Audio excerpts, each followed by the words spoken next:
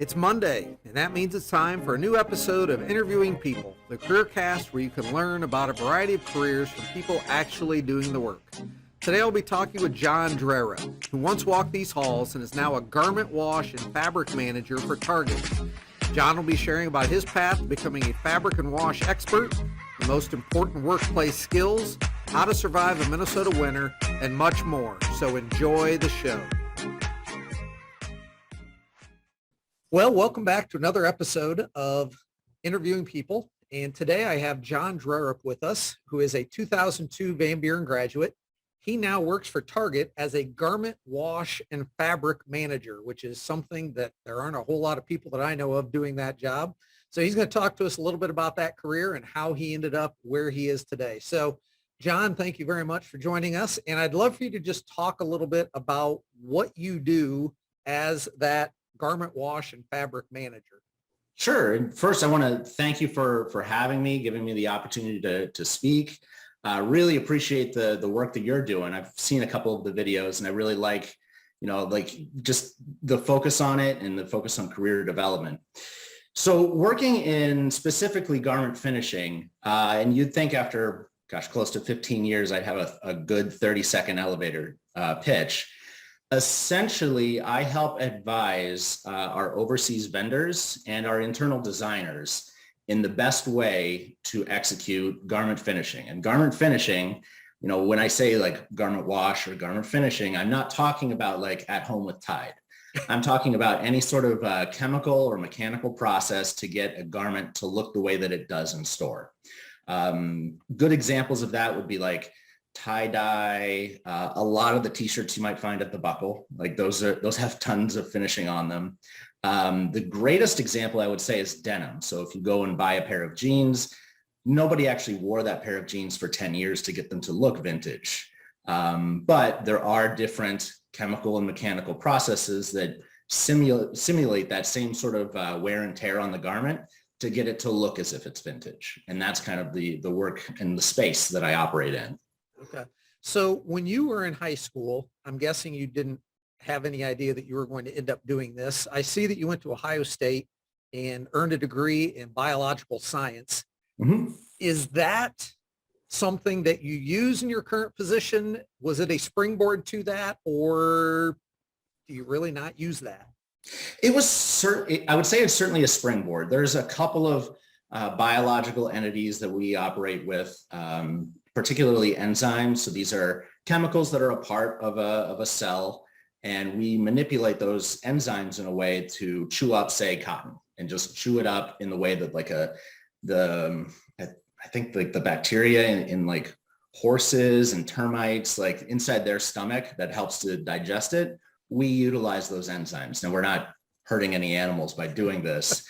So there is a little bit of overlap there, but I would definitely say that it was more of a springboard. So like starting off in high school, I didn't have, everybody writes down what they think they want to be when they grow up. And I still to this day, I don't know if I've fully grown up, but what I found is that what I wanted to do changed, and it was based on different opportunities that came my way. I always had a passion for science and STEM. Definitely loved all of the biology coursework at Ohio State. Really appreciated just kind of like the dynamic of going from a school like Van Buren, which is very small, personalized education, to Ohio State, which is very large and expansive. And then I think by the time I was done with college, I was kind of thinking along the track of actually being a high school science teacher. So that's kind of what I was kind of leaning towards. But I wanted to have a little bit of real world experience to draw off of, some actual workplace examples and things that might make material a little bit more relevant to students. And after high school, I had two options. One would be to do a career pathway with a place that had animal testing, and I believe it was government funded, and I didn't feel great about that. And then the other one was billed as the Textile Chemistry Laboratory at Abercrombie and Fitch, and they're located in New Albany, Ohio, very close to Ohio State.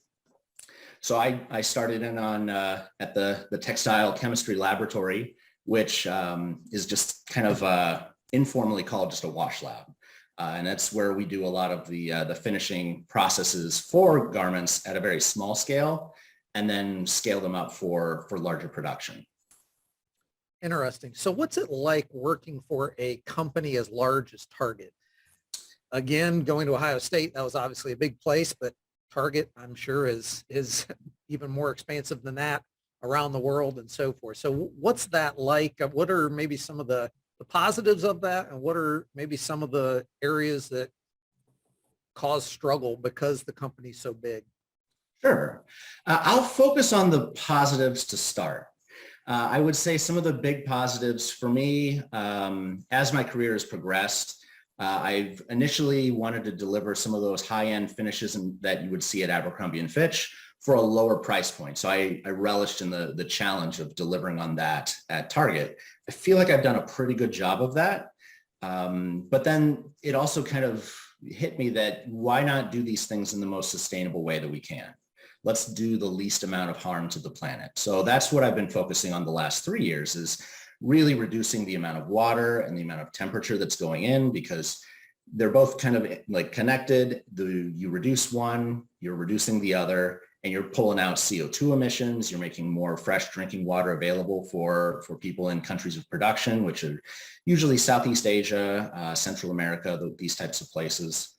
So that's been a very invigorating thing about my career personally. What I really enjoy, however, is that Target has the size and the scale to actually like achieve some of these goals and change the way that not only one company is doing things, but the entire industry. And so that's a really exciting opportunity.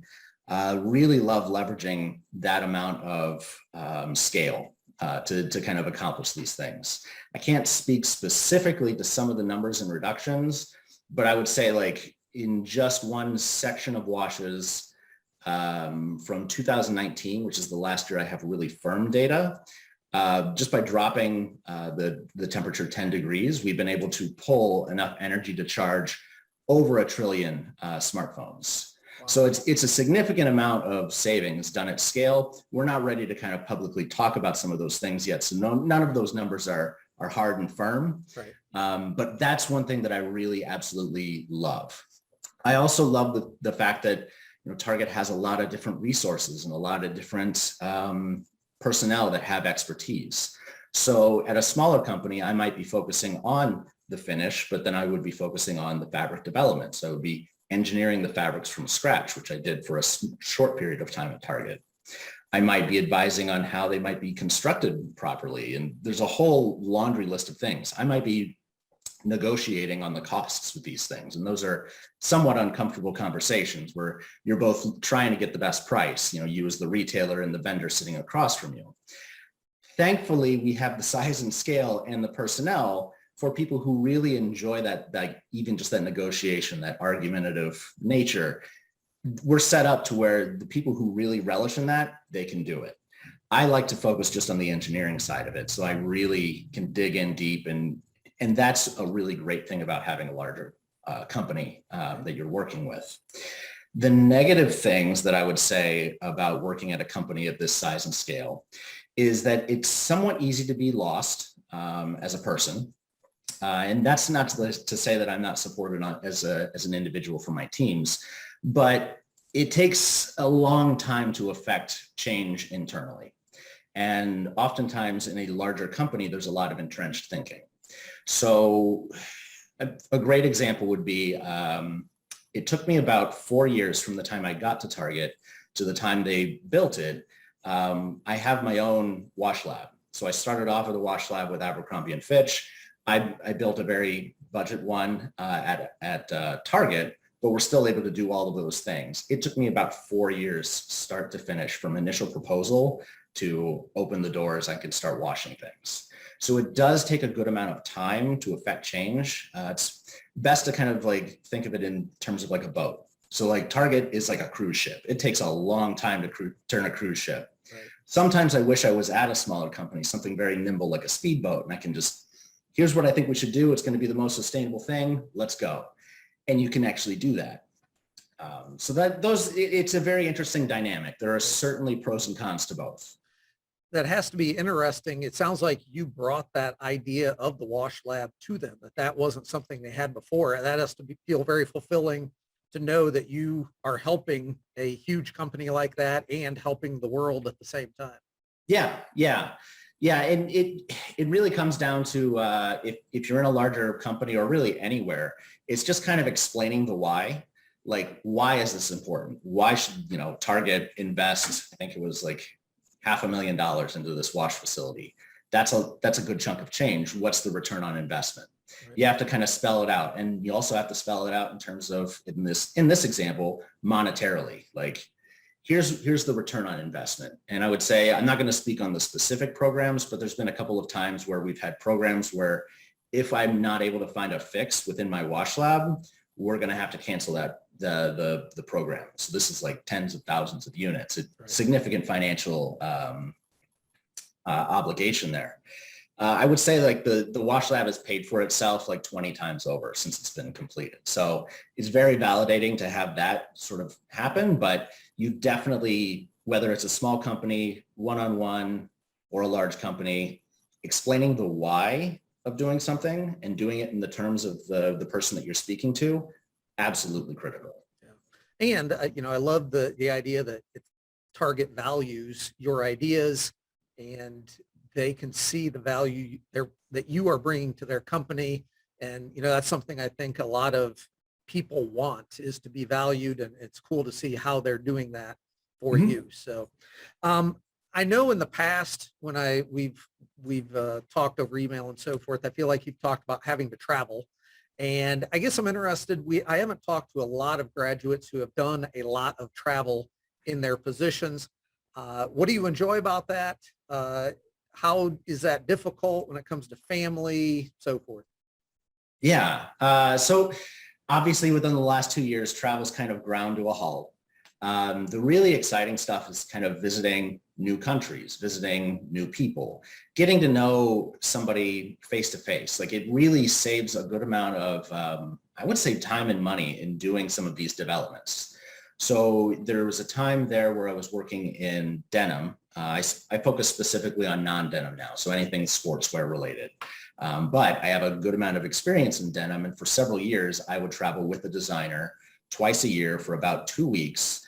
Oftentimes, at that time, it was South China, but I've also done Indonesia, Vietnam, Cambodia, Korea, and Guatemala. All of those places, very different, very unique. But I would say, like, when you're able to talk to somebody face to face, even if you're doing it through an interpreter, you're able to get to a better understanding and things move a little bit quicker. So rather than I look at something that took 2 weeks to be shipped over here, I look at it, I make a recommendation. The recommendation has to wait an hour, or not an hour, a full day. Then somebody reads that recommendation, translates it in their language, does kind of what I'm asking for. Sometimes it's tough. And then I have to wait another couple of weeks for the next round of samples. Whereas if we're there face to face, we can get these samples get done to a point where design approves them. Like, yes, this would be amazing to go in store. And we'll get to that point within a week rather than several weeks. So it is very beneficial in doing that. From a family standpoint, I would say you would have to talk to my wife on the actual impacts. I would say my first big trip was about 2.5 weeks. And in that time, I missed our first anniversary. There was 1 year where I missed our anniversary and Mother's Day. I think it was her first Mother's Day. So, like, travel, it's comical, and I have a very loving and forgiving wife for that. But it can be kind of hard. For me, it doesn't matter the length of time on the trip. Usually around 2/3 of the way in, I just want to get home. So if I think the longest I've ever done was a little over 3 weeks. That one was really hard. But even on a 3-day trip, by the time I get to the third day, I just want to come back. Right. Thankfully at Target, the travel is usually well planned out.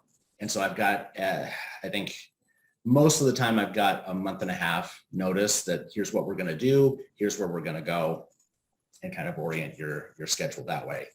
The shortest time I had, this was an emergency situation in 2019. They sent me to Shanghai with a 2 days notice. So I go into work thinking that it's a normal Thursday. By Saturday, I'm on a plane. So that was a very unusual circumstance, but there was a lot of financial obligation behind that one too. So it kind of varies. We're getting to a point now with the pandemic and bringing everything on that digital has made things a little bit easier. So I don't know of how much I'm going to be traveling again in the future, at least for that product development.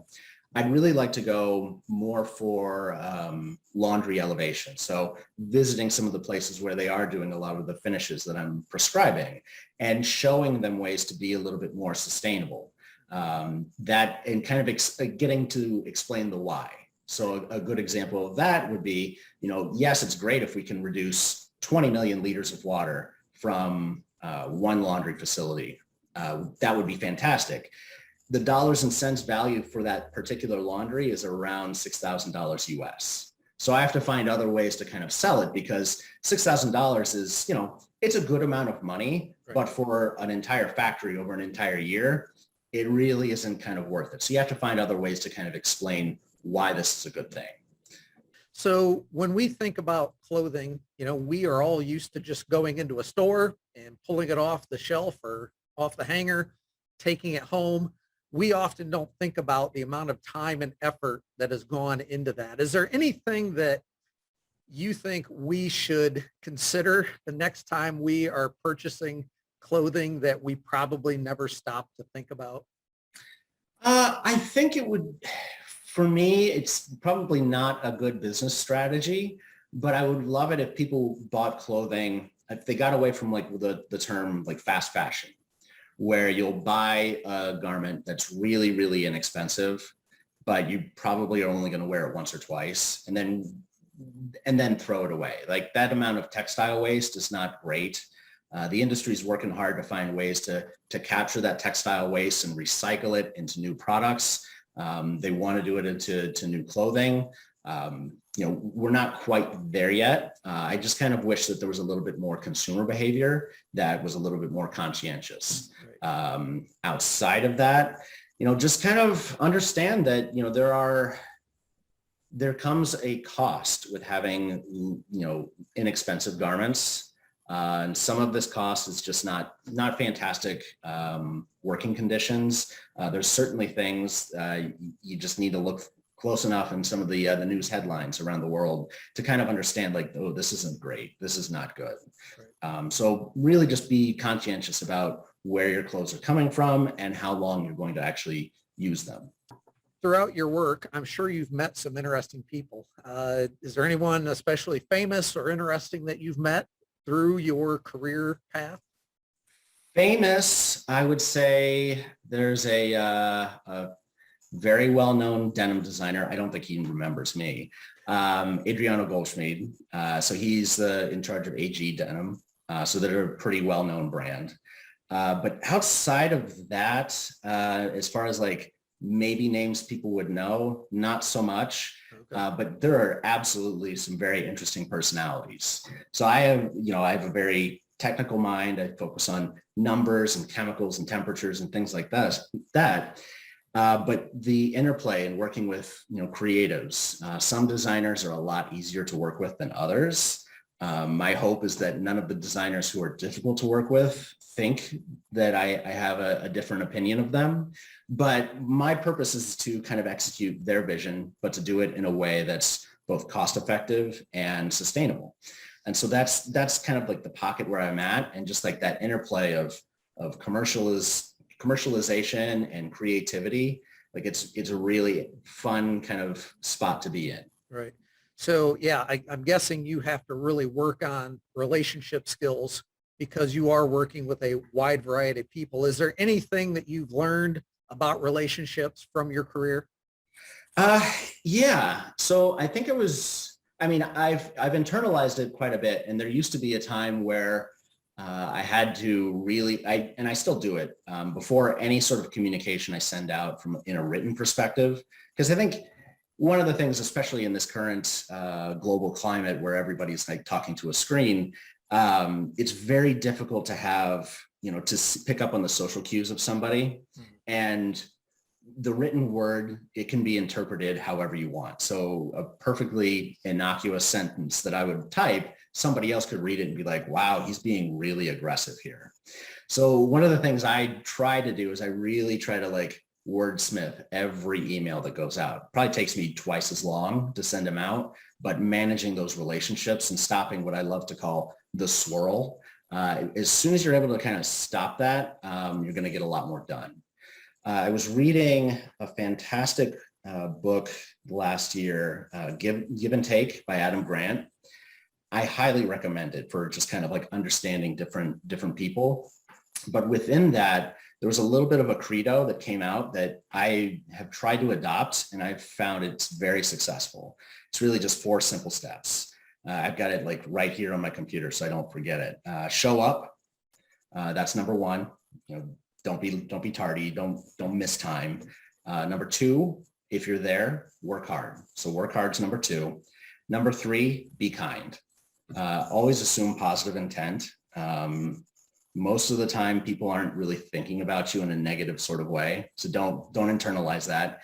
And then the 4th one is to take the high road. I find that's the best kind of pathway to take. I haven't always been true to that throughout my career, but I know that I've had greater interpersonal success as I've kind of adopted this. And so it's really 20% of the job is, and I'm just making up these percentages, by the way, 20% of the job is really, what you know and how you can do it.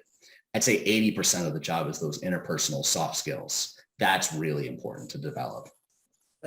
All 4 of those are great. And I really like that at the end that, yes, you have to go beyond just the knowledge and have to be able to work with people. Perfect. I don't know if you can answer this, but as I was looking at your LinkedIn profile, I was thinking about jeans because that's what I had known that you were doing in the past. Yeah. Is there a pair of jeans that we all need that is you see as the perfect pair of jeans, or is there not such a thing? Well, the perfect pair of jeans, if I would to try to like live in the head of like one of my designers, the perfect pair of jeans is the one that makes you feel great. I can't say one way or the other. Like my own personal preferences are for 100% cotton, like raw denim, like just workwear. So they feel, I've got a pair from Japan. They're like super heavy. Like they could stand up on their own. They're not comfortable to wear. I wouldn't say that that's my perfect pair of jeans, but the perfect pair of jeans is really just, whatever feels good and looks good to you. I tend to shy away from a lot of the techniques that I do. So any of like the bleach splatters or anything that's all over the garment or holes, I try to stay away from those, just not for me. But if you like it, wear it. I mean, the holes have definitely been popular. There's no doubt about that, especially in school. So as you look back on yourself in high school, is there anything that you know now that you wish you had known back then? I think one of the things that I wish that I had known a lot earlier in my career is taking initiative. Taking initiative and being willing to pivot. Those are very important skills. I never imagined that, 1, I had no idea that this type of career existed. And 2, if you laid it in front of me in high school, I wouldn't have known like the pathway to get there. But throughout my career, I recognized opportunities to, oh, hey, there's not many people that do this. I think I'm going to lean into this and really like learn as much as I can. And then taking initiative. So Abercrombie & Fitch was my first big kid job. It was the first job. And it's where I learned a lot of the skills and the knowledge that I have today. Very appreciative of my time there. But because it was my first job out of school, there wasn't a huge amount of compensation there. So you need to take initiative. If you're not able to get it done within your current company, like strike out, find other opportunities. Never thought I would be living in Minnesota, but here I am. And I would say, like, for anybody's boss, if you're in a career and you have a manager, managing up is very important. Understanding, like, what's important to them, being able to speak in a language that's going to be receptive to them. But at the same time, getting back to that initiative, ask for things. If you're not happy, make it known. If you want a raise, explain the why, get there. Like, there's a lot of different things that, I wish that somebody had told me that you are in the driver's seat of your career, whatever that career happens to be, and you need to be the one to take initiative. There's a lot of people who will sit and wait for things to happen to them. They do excellent work. I'm not taking anything away from anybody like that. But if you're hoping that other people are going to notice you and to kind of like reward that sort of behavior, it could happen. But I think if you're a little bit more, if you initiate a little bit more, that's the real key to kind of unlocking like larger success. Right. Yeah, I think that's great advice. And you have, and many other people have said that. And it's good for my students to hear that from a lot of other people. So good. Last question. Yeah. What's it like to live through a Minnesota winter? Well, let's see. It depends on the year. I would say the first year that I came up to Minnesota, I came up in May, and the alarm bell should have been going off because when we were apartment hunting, it was snowing. So it was May 8th and it was snowing. That's not normal. So it was a pretty abnormal winter that year.